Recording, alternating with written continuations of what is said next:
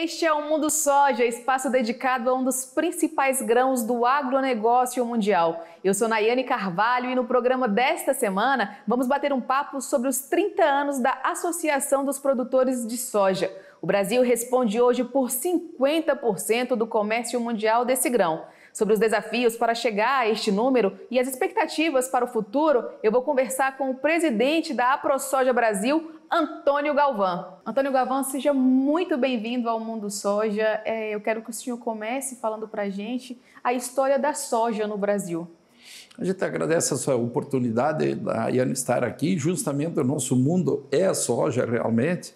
Hoje, à frente da entidade, dizer mais importante, acredito, aí do agro, que representa todo produtor de soja, nossa principal commodity aí.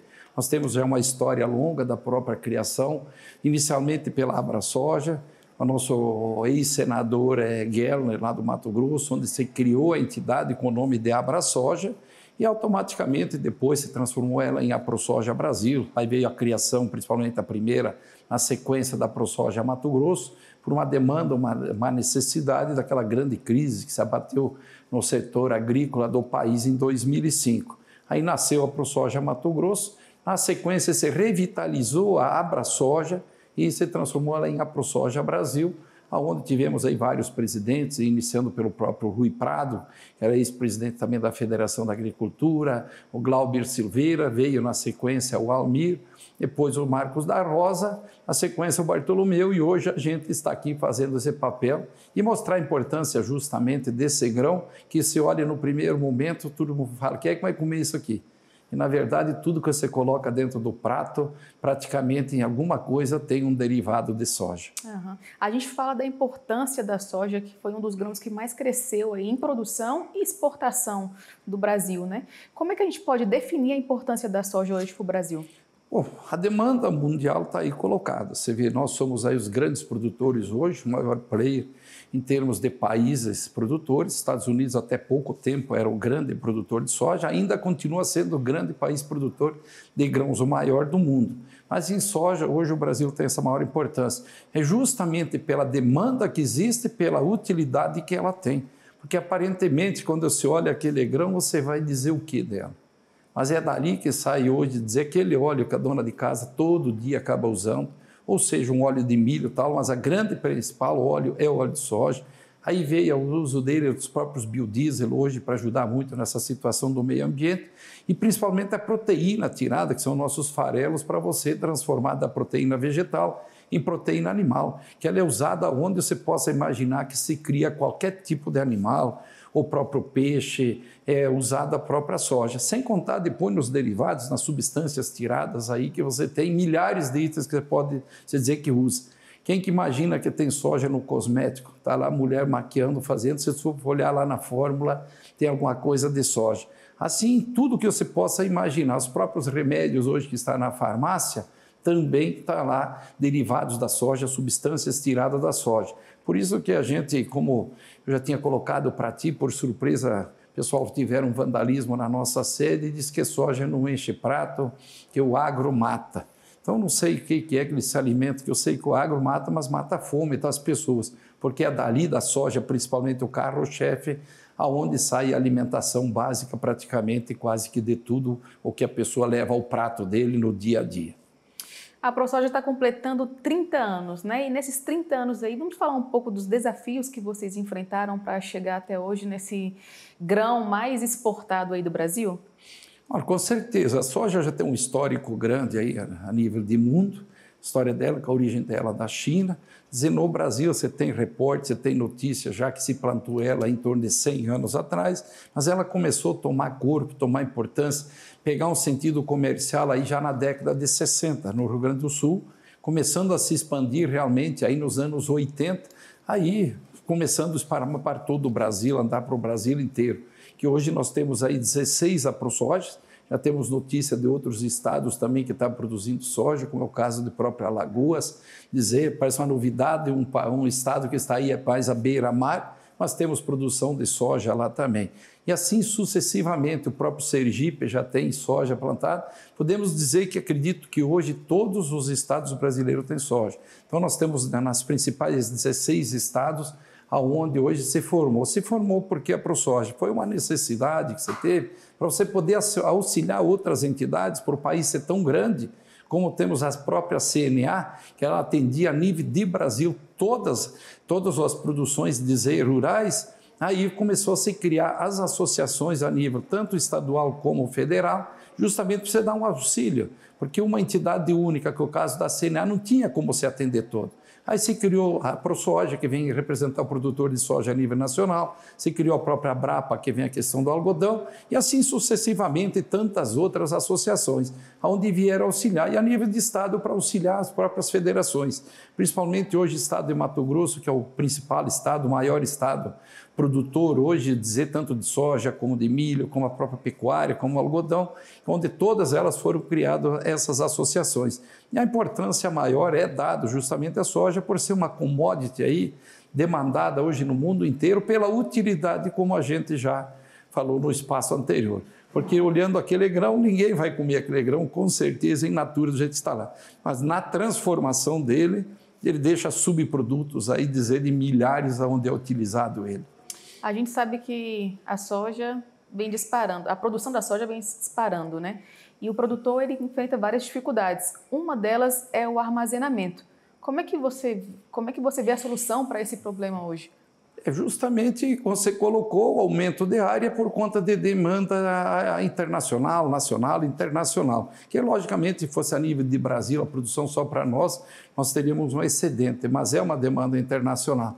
E junto com o crescimento da produção, seja ela em produtividade ou seja ela em área, que todo ano sempre cresce um percentual de área por demanda, você vem a infraestrutura junto. E o armazém é uma das partes dela, é uma dos itens que a gente está hoje batalhando muito junto ao governo, achar alguma forma de você, não é que às vezes não tenha o recurso, mas o acesso do recurso para você fazer um armazém a nível de propriedade, ele é muito burocrático em relação a você comprar uma máquina agrícola. Então é isso que a gente quer desburocratizar. Por quê? Porque se você armazenar dentro da tua propriedade, você tem uma série de vantagens ao produtor e também até à área pública. Porque o momento de colheita sempre é o momento de período que tem mais umidade, período chuvoso.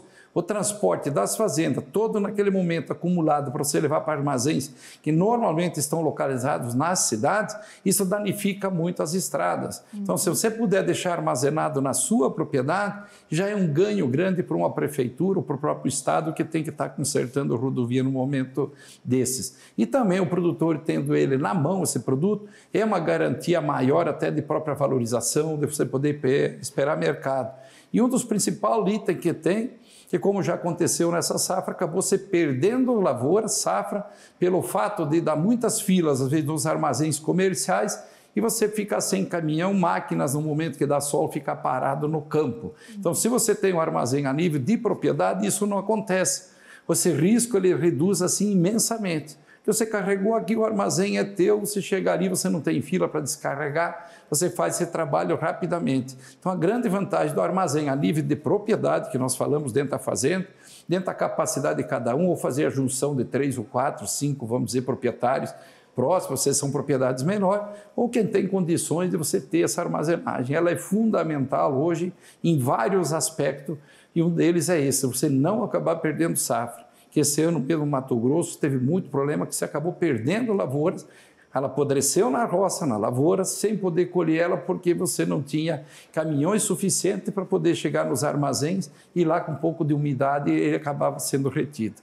Então a importância hoje de uma das partes da infraestrutura é justamente a armazenária. Sem contar depois as rodovias e estradas que a gente precisa estar aí modernizando sempre, conservando e principalmente hoje todos esses projetos ferroviários aí que já estão na programação que tem que sair do papel para a gente poder tirar principalmente aonde está sendo feita a produção que está muito distante do centro consumidor, seja para exportar ou seja para você trazer até internamente. Porque olha Mato Grosso, a distância que é o maior estado, você chegar em São Paulo com a mercadoria dessa, chegar no Rio de Janeiro, chegar no Nordeste, ou mesmo você na exportação, que de toda forma ou tu vai para Santos, ou vai para Paranaguá, ou vai para a Vila do Conde, e você depende de rodovias. Então, essas distâncias elas têm que serem feitas aí com a situação mais moderna, dizer, mais barata, e aonde você consiga, dizer, levar num comboio de vagões, você leva lá centenas de caminhões, que que você tira da estrada e sim em cima de uma ferrovia. E também temos as hidrovias também, que o Brasil tem bastante rios que podem serem aproveitados, como alguns já são, como o Rio Madeira, o Rio Amazonas, o Rio Tapajós, assim como tantos outros rios aí do Brasil. Certo. A gente fala muito em sustentabilidade, né? Como é que os produtores de soja estão fazendo para ter uma produção mais sustentável?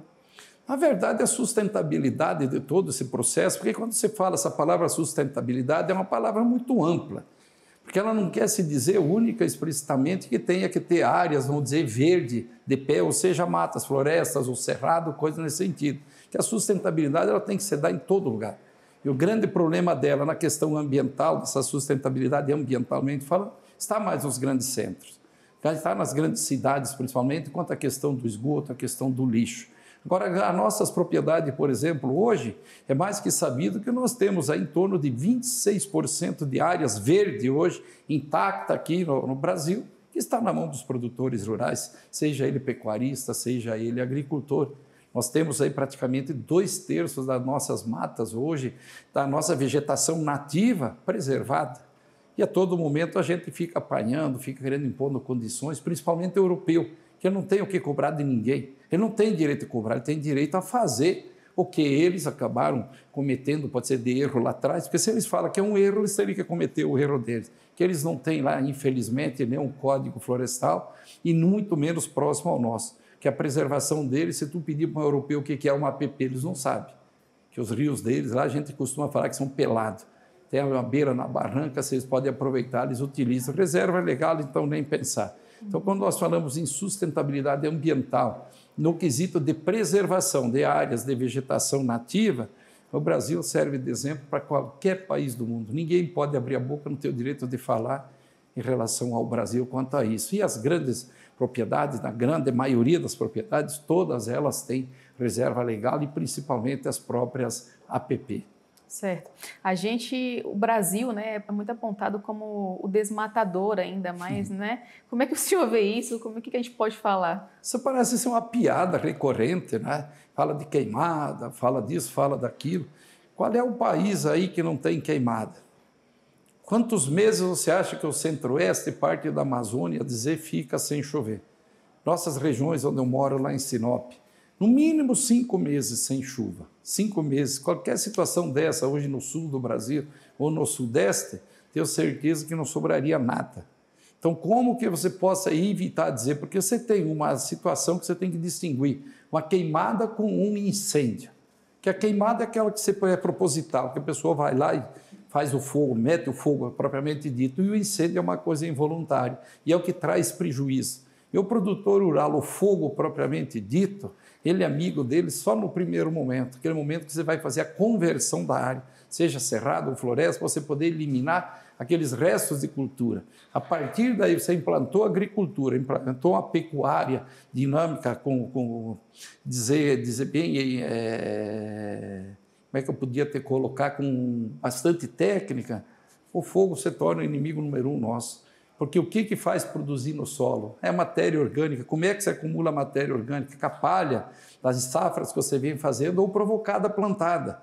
E um incêndio nesse momento, um fogo nisso aí, ele até consome tudo, às vezes trabalho de anos, onde você vem perder produtividade e tudo. Então, na verdade, o incêndio ele traz prejuízo para todo mundo. Queimada propriamente dita são muito poucas hoje, porque as próprias autorizações dadas pelos órgãos ambientais hoje está bastante restringido.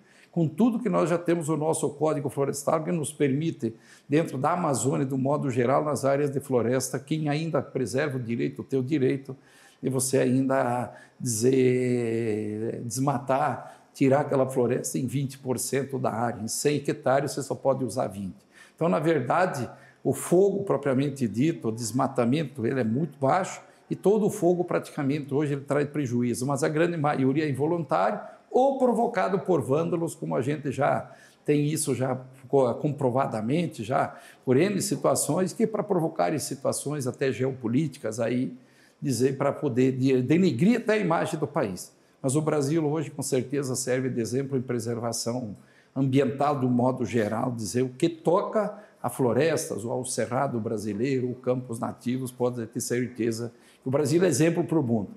Galvão, nesses 30 anos aí de AproSoja, né, que a gente pode falar, a gente vem vendo uma evolução da tecnologia. Como é que essa tecnologia vem se desenvolvendo dentro das lavouras? Hoje que podemos dizer que 15, 20 anos atrás a gente falava que estávamos atrasados 30 ou 40 anos com o europeu ou com o norte-americano, que eles tinham mais tecnologia. Hoje podemos dizer que praticamente eles já estão enciumados com nós aqui. Que o que a gente consegue fazer no Brasil, a tecnologia que eles têm lá, vamos dizer que seja GPS, piloto automático, máquinas possantes, e nós temos hoje aqui no Brasil a mesma condição. E a questão da tecnologia para produzir, que aí vem a inveja que eles têm. Inclusive, falei numa audiência pública hoje de manhã, estamos falando aí sobre esse problema da falta aí de insumos para a própria agricultura, que nós temos aqui dentro do país, maior parte do país, onde nós podemos fazer no mínimo 2 safras por ano, ou seja, no período chuvoso. Até no próprio sul, você faz a cultura de inverno, você faz a trigo, cevada, centeio, ou outra cultura, você consegue fazer no sul.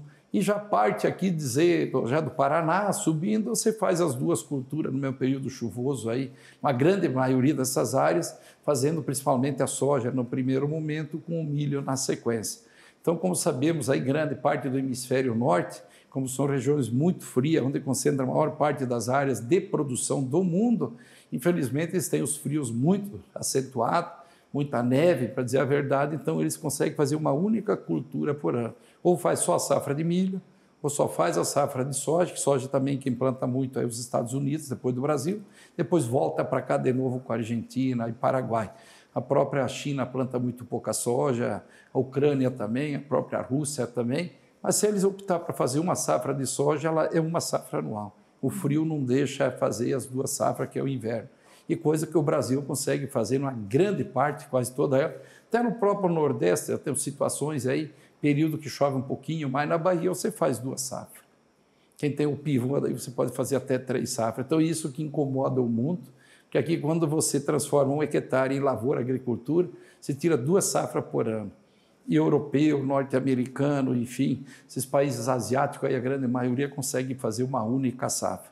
Então, isso incomoda aí, principalmente o europeu, que não quer perder a hegemonia deles, que eles mandaram no mundo, no passado, foi colonizado um pela Espanha, outro Portugal, outro pela Inglaterra, outro por cá para lá. Hoje eles sabem que não tem mais nada disso no mundo, eles têm que se contentar com o quadro deles ou com o pedaço deles, então eles tentam de toda forma prejudicar aqui, principalmente o Brasil, porque nós já temos uma grande produção hoje, mas temos a condição de você expandir e dobrar a nossa produção aí, vamos dizer, em torno de 20 a 30 anos, vamos colocar lá para 2050, de produzir aí esses 260, 270 milhões de toneladas, duplicar ela e chegar em 500 a 600 milhões de toneladas. Basta que você tenha condições de logística, de infraestrutura, e a demanda mundial. E a demanda mundial, como existe uma previsão de termos aí possivelmente até 10 bilhões de pessoas no planeta, automaticamente vai ter demanda por esse alimento. Temos tecnologia, temos produtores, temos área. O que está faltando aí para a gente avançar mais, então? O que está faltando é investimento de infraestrutura mesmo. Hoje o país é muito pobre de infraestrutura. Como você falou, tecnologia não nos falta hoje. Se algum produtor ainda não está usando, não é que você não tem ela disponibilizada, ela tem. Agora, o clima também acaba interferindo bastante. Esse foi um ano também que perdemos muitos milhões de toneladas. Aí. Soja não foi tanto, mas o milho, principalmente, que é uma das... Eu até taxo o milho como a principal cultura hoje no mundo. Que, no entanto, ele é plantado, ele é produzido praticamente 1/3 de todos os grãos, porque o milho é o produto básico para qualquer ração. Eu sempre falo, um animal come o milho puro, mas ele não consegue comer a soja pura. Mas o que dá peso, o que dá proteína animal é a soja dentro da ração, que você vai fazer na composição da ração.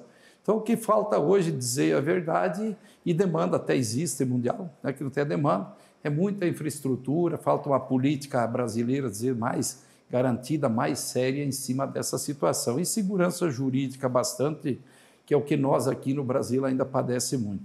Mas a aplicação é investimento de infraestrutura, com certeza. Mato Grosso hoje poderia estar plantando lá 2 ou 3 milhões de hectares a mais. Existem as terras, existem as áreas, tem a vocação que as pessoas que estão lá e tem a aptidão que é o solo, mas infelizmente por falta de infraestrutura, o meio para você poder tirar essa produção, ela não, ainda é bastante precária.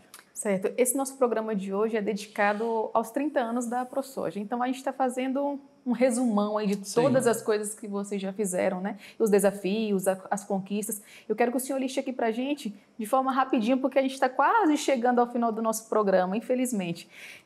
Quais foram as maiores conquistas que a ProSoja conquistou aí nos últimos 30 anos?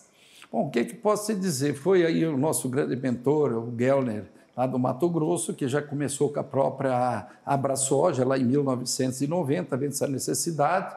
Teve aí 2 ou 3 sucessões de presidentes, depois até ela ficou parada um período. Aí, em 2005, com o agravante que houve daquela crise, você veja, crise por abundância, né? Tivemos uma safra recorde em todos os sentidos, sobrou produção, preço despencou, foi aonde se deu aí um grande problema, de endividamento do próprio setor. Aí foi que surgiu a ProSoja Mato Grosso, que o Estado já vinha se destacando como o principal produtor já de soja naquele período, e com certeza absoluta, hoje quando você fala para o produtor tem detalhe, nós temos 2 históricos, nós temos um divisor de águas, temos o antes da ProSoja, a própria representatividade deles, e o pós a ProSoja, que foi de 2005 para cá, com a criação da ProSoja Mato Grosso. Na sequência, em 2007, se restabeleceu, se reinventou, vamos dizer, a própria aquela AbraSoja, se transformando em a ProSoja Brasil, aonde a gente trouxe, sim, junto aos órgãos governamentais, a nível de Estado, com as estaduais, a nível federal, com a ProSoja Brasil, no caso, onde se deu uma maior representatividade.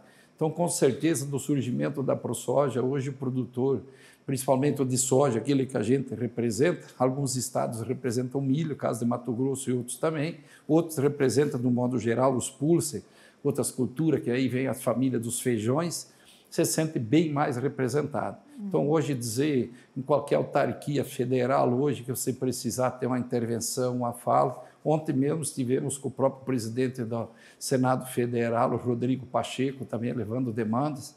Então, podemos dizer que a gente é atendido e a gente percebe muito mais a valorização dada ao produtor rural de um modo geral, em especial ao produtor de soja, depois da criação, sim, da ProSoja de 2005 para cá. Não que antes, quando o Gellner fez, que ela também já não começou a dar um sustentáculo. Mas a gente percebe que daquela grande crise, porque as boas ideias e o grande trabalho, ele surge quando você tem problema. Que o cidadão, o ser humano, só usa a capacidade dele na dificuldade. Enquanto você tiver com a vida facilitada, com certeza a tua capacidade ela fica meio perdida. Sim. Mas no momento da necessidade, se viu necessário, e aí surgiu outras entidades, como citei primeiro, o próprio do algodão, o próprio gado e tal, e assim por diante, foram surgindo e isso veio trazer um respaldo maior ao produtor. Então, podemos dizer que temos um ciclo do antes da criação da ProSoja e o pós-criação da ProSoja, que o produtor se sente bem melhor representado hoje. Certo. Vocês também vão lançar um livro, né? Esse livro, A ProSoja Brasil, 30 anos, produzindo com sustentabilidade. É um livro importante, interessante, que traz toda a história aqui da AbraSoja, da ProSoja. E eu quero que você resuma para a gente o que o leitor vai encontrar neste livro aqui. Olha, vai contar o histórico todo, como nós falamos inicialmente, de quando foi aí que você tem notícia do primeiro plantio de soja, lógico que bem pequena escala. Você tem a repórter aí de registro de 1923, então podemos falar em 98 anos, que acredito que já tinha alguém que já tinha isso no quintal plantado, mas não se tem um registro. Então, por isso que falei que já estamos em torno de 100 anos com ela. Absolutamente. E aí vai contar essa história da soja, do surgimento dela no Brasil, vai contar aí dentro da criação da própria AbraSoja, as lutas que se teve dentro, as crises, os problemas, as sucessões, a criação das AproSojas estaduais, a cada ano a expansão que foi acontecendo, quando a última ProSoja que foi criada em 2018. Se não estou enganado, foi a ProSoja São Paulo ou a ProSoja Minas Gerais, que foram as 2 últimas quebradas, que criadas aqui no caso, e estados também que lá atrás parece que não planteava nada de soja, levantando esses dias atrás, aí, olhando também, porque a gente não tem esses dados na cabeça, praticamente hoje os 2 estados plantam 3,5 milhões de toneladas de hectares de soja. Quer dizer que tem 10% quase da área plantada, que sabe-se que se destaca para outras culturas, principalmente São Paulo, os citros e a cana principalmente, e hoje, fazendo a reforma da cana, o pessoal aí, a soja tem entrado muito bem. Então, retrata aí a criação dessa ProSoja, conta o histórico de todas elas. E quem tem interesse de saber e o que você faz com a soja, da onde veio a soja, o livro conta a história, com certeza, aí, que são 30 anos, né? E onde houve a grande evolução da soja dos anos 90 para cá. A expansão começou a aumentar mais em 80, onde praticamente o Brasil se tornou autossuficiente em produção animal, em produção de grãos, de comida, e passamos a começar a ser exportador de alimentos. Porque anteriormente o Brasil, aí o cidadão consumia mais ou menos 2/3 do salário dele para poder se alimentar. Isso é histórico, porque nosso produto era todo importado. Praticamente toda a produção de alimento era importada. No momento que passamos a começar a exportar, hoje você não gasta 1/3 praticamente do salário de um cidadão para poder se alimentar, a não ser em casos esporádicos, como hoje está acontecendo a demanda mundial, onde o alimento realmente ele está aí, subiu um pouco, e esse problema de insumos aí que a gente deve comentar alguma coisa, isso preocupa bastante, e que pode cair a produção hoje mundial. Isso não é um problema do Brasil, é mundial. Essa inflação está em todo lugar, a falta dos insumos está em todo lugar, que possa vir acarretar até mais algum aumento. Mas a gente está torcendo, fazendo o possível para que isso não aconteça. Nos últimos 30 anos, conquistas e desafios vencidos. E aí, agora, para os próximos 30 anos, quais são os desafios aí, as grandes dificuldades, tendo em vista que a gente já está passando já por problemas, por exemplo, a falta de insumos, igual o senhor falou. Quero que o senhor relate um pouquinho aí desses desafios. Os desafios hoje é entender, principalmente nossos órgãos ambientais, representa o próprio MP, o Ministério Público, que tem, de certo modo, desajudado em alguns cantos, mas atrapalhado muito em outros assuntos. Porque se existe uma razão do ser humano estar aqui na Terra, ele tem que ter a subsistência. Ele tem como viver, tem que sobreviver no mínimo. E o que a gente percebeu, que a gente teve muitos atrapalhos, muitos realmente, na produção do alimento. E esses próximos 30 anos, o desafio é a gente poder alimentar mais 1/3 da população humana, que deve crescer, 7,5 bilhões, se fala hoje, 7,400, podendo chegar até 10 bilhões. E da onde que você vai tirar o alimento? Esse que já é produzido hoje não tem como você dividir, porque já praticamente tem falta, então você vai ter que aumentar a produção. E para aumentar a produção, a tecnologia ajuda bastante também no hectare, mas com certeza vai ter que se usar mais área, mais espaço. E o Brasil é o grande país hoje, como nós colocamos aqui, com 2/3 aí praticamente de áreas ainda sendo para serem exploradas, uma parte delas, a gente tem sim essa condição. E como é próprio colocado pela ONU, nós temos aí hoje a condição de produzir 40% dessa demanda que vem a maior. E a gente espera que nesses próximos 30 anos consiga se aliviar um pouco o problema que nós temos aí, desses anos que nós tivemos. Acredito que o mundo vai se ajustar assim, ou que vai dizer essa necessidade que possa ser suprida por alimentos. Muito obrigada. Mundo Soja termina agora. Muito obrigada pela sua audiência. Você pode rever este programa no canal do AgroMais no YouTube. Continue ligado na nossa programação dedicada ao agronegócio 24 horas. A gente se vê por aqui, porque onde tem produtor rural, tem AgroMais. Até mais!